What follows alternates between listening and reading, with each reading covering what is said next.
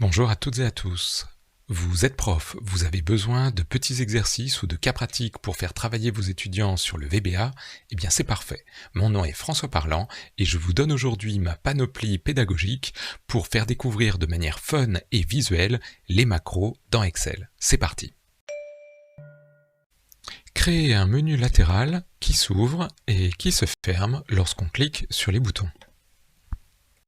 Notez que le burger disparaît lorsque le volet latéral est ouvert et qu'il réapparaît lorsqu'il est fermé. Améliorez si nécessaire la présentation de manière à avoir une petite image. Ou optez pour un profil plus épuré avec ici quelque chose entre gris et blanc. Même si dans l'outil tableau de Excel il est très facile d'ajouter des lignes par le bas, il me semble que c'est un petit peu bête de descendre des longs tableaux pour ajouter des lignes. À mon avis, c'est un reliquat des gens qui travaillaient sur papier. Aujourd'hui, nous n'en avons plus besoin. Je vous propose donc tout simplement de créer un bouton qui ajoute des lignes par le haut. C'est là de toute façon que nous aurons tous nos outils, donc autant rester en haut. Ajouter des boutons qui, lorsqu'on est dans une cellule, diminuent le montant de cette cellule ou au contraire l'augmentent facilement. Ici, cela nous permet d'éviter de saisir beaucoup de zéros. La remise en forme de fichiers de données est souvent pénible. Ajouter des petits boutons qui permettent par exemple de mettre soit tout en majuscule, soit tout en minuscule, soit de mettre des majuscules au début des mots. Un autre problème du nettoyage des données apparaît lorsque les gens laissent des espaces devant les mots, voire même en rajoutent à la fin des mots. J'aimerais que vous puissiez par exemple créer ici un petit bouton qui supprime les espaces devant et à la fin des mots. Si vous vous apercevez que votre macro pour mettre en nom propre ne tient pas compte des traits d'union, créez une version améliorée qui en tienne compte. De même, il est possible que votre macro qui supprime les espaces au début et à la fin ne fonctionne pas très bien pour les doubles espaces au milieu. Améliorez votre macro pour que ce soit le cas. Et bien sûr, quand on n'a plus besoin de tous nos boutons, on referme le volet latéral. Ajoutez dans Excel une nouvelle formule qui, par exemple ici, sera égale à TVA et qui, lorsqu'on prendra le hors-taxe, va nous calculer le montant de la TVA à 20%. Créez une formule qui calcule immédiatement le TTC à partir du hors-taxe. Pour vous y retrouver, n'hésitez pas à créer des formules, par exemple TTC 10 pour avoir une TVA à 10% et TTC 20 qui calculera avec une TVA à 20%. Je prends mon hors-taxe, j'appuie sur Entrée et j'ai bien mon TTC avec une TVA à 20%. En RH, on a souvent besoin de calculer l'âge des gens et je trouve que ce n'est pas quelque chose de simple dans Excel. Créez donc une formule qui s'appelle âge, qui prend la date de naissance et qui vous affiche automatiquement l'âge des gens. Vous pourriez aussi créer une formule qui s'appellerait par exemple tranche d'âge, qui prend la date de naissance et qui vous dit tout de suite à quelle dizaine appartiennent les salariés. Toujours pour nos amis RH, créer une formule qui s'appelle SMIC et dans laquelle on peut mettre par exemple une année et qu'ensuite on puisse multiplier ça par un nombre d'heures pour cette année-là et ça nous fera la multiplication car cela nous aura mis le bon taux horaire.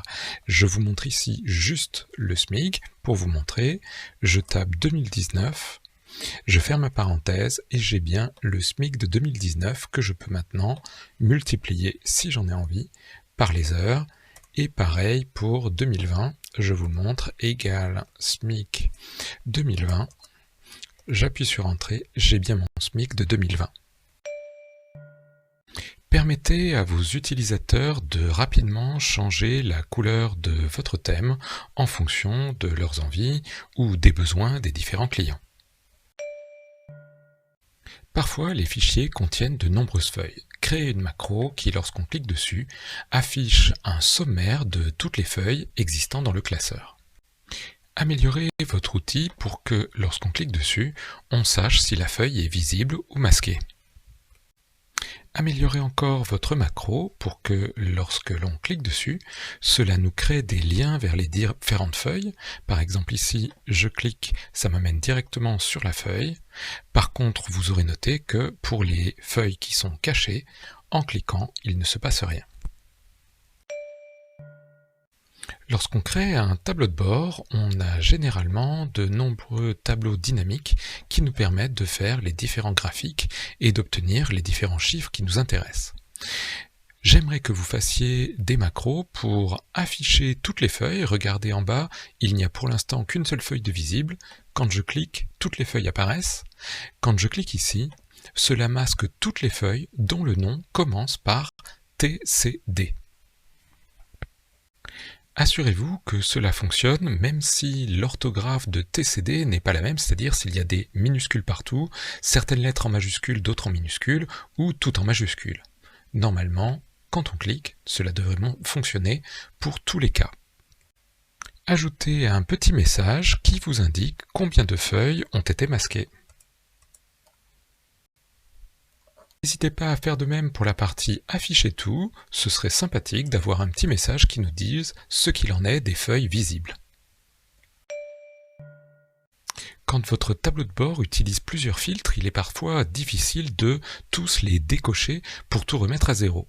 Créez une macro qui remet à zéro tous les filtres de manière à ce que tout soit sélectionné. Vous savez que ce n'est pas vraiment ma manière d'organiser les données, mais parfois les gens en ont besoin. Pourriez-vous créer une macro qui crée autant de feuilles qu'il y a de mois dans l'année?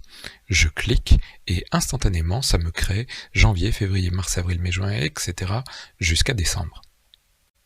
Améliorez votre macro de sorte que Excel vous demande pour quelle année vous voulez créer les 12 mois. Ici je tape 2021, lorsque j'appuie sur OK, cela me fait janvier 2021, février, etc. pour l'année que j'ai demandé. Si mon classeur contient les mois de plusieurs années, comme ici 2021, 2020, je vais bientôt ne plus m'y retrouver du tout dans mes feuilles. Je vous propose de créer une petite macro qui, lorsqu'on clique, nous demande quelle année on veut masquer. Par exemple, si je clique 2020, j'appuie sur OK, cela me masque toutes les feuilles de 2020. Et je peux recommencer, par exemple, si je voulais aussi masquer toutes les feuilles de 2021. Et bien sûr, si les interfaces de Excel ne vous conviennent pas, vous pouvez créer les vôtres. Un clic et vous avez une boîte de dialogue, vous pouvez bien sûr annuler si ça ne vous convient pas, ou recommencer, changer les chiffres et cliquer sur OK. Dès que toutes les pages ont été créées, elles sont en dessous, vous avez un message un petit peu plus joli que celui de Excel, et vous pouvez cliquer pour le refermer. Améliorez votre feuille des sommaires pour avoir un deuxième bouton qui nous listerait non pas seulement les feuilles, mais tous les tableaux par feuille. Lorsqu'on clique dessus, on aurait donc ici le nom du tableau, savoir s'il est sur une feuille qui est visible ou masquée, et le nom de cette feuille. Bien sûr, lorsqu'il y a plusieurs tableaux sur une même feuille, on aurait donc deux liens, et par exemple ici, quand je clique sur un élément, j'arrive bien sur la page avec le tableau de mes employés. Pour rendre votre travail plus présentable, n'hésitez pas à, lorsqu'on clique, faire en sorte que cela nous crée un tableau avec une mise en forme correcte, quel que soit bien sûr le bouton sur lequel on clique, que ce soit le sommaire pour les feuilles ou le sommaire pour les tableaux. Et bien sûr, quand vous avez terminé, on referme le menu latéral. Je dispose d'un tableau avec des commandes et d'un tableau où j'aimerais mettre les commandes qui sont archivées. C'est-à-dire, j'aimerais qu'à chaque fois que je clique sur le bouton archiver ici, toutes les lignes dont le statut est à terminer soient mises ici, copiées ici et supprimées de ce tableau-là. Faisons un essai pour voir. Je clique ici. Soit j'ai peur et j'annule, soit je suis courageux et je tente. Deux lignes ont bien été archivées et nous avons ici les numéros des lignes qui ont été notées. Voilà, j'espère que vous aurez apprécié cette découverte de petits exercices pour les macros. Bonne continuation, vous trouverez quelques-unes des corrections sur ma chaîne YouTube, le temps que je les compose. À très bientôt, au revoir.